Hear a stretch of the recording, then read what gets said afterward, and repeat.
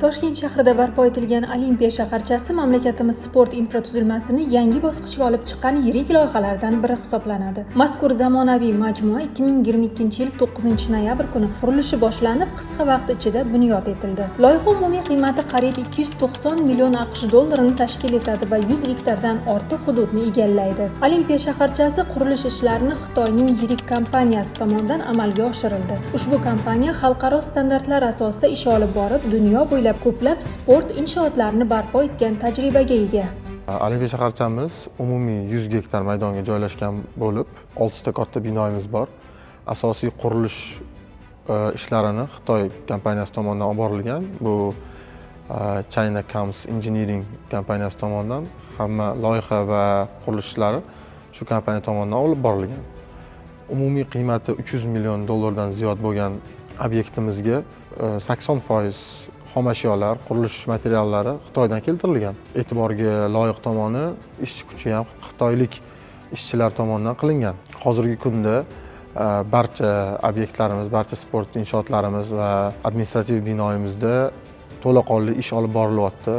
Buni misol qilib, hozirgi kunda o'tkazilayotgan taekvondo bo'yicha yoshlar o'rtasida jahon chempionatini misol qila olamiz. Mana shu yaratilgan sharoitlardan keyin juda ham ko'p xalqaro musobaqalar, mahalliy musobaqalarni xalqaro darajada o'tkazishga sharoit yaratildi.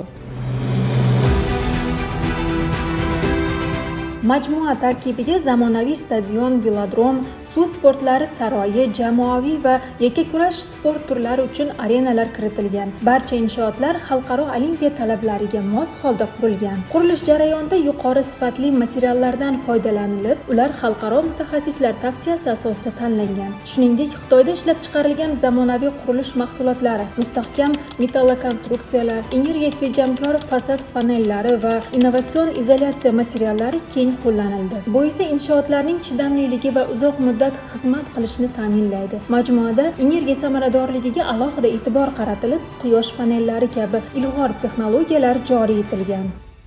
Hozirgi kunga qadar mazkur qurilishni bitkazgan Xitoy kompaniyasi tomonidan bizga texnik isitish, sovutish tizimlarini qanaqa qilib ishlatish, sababi barcha loyihalar va barcha qurilish ishlari Xitoy davlatining normalari bo'yicha olib borilgan.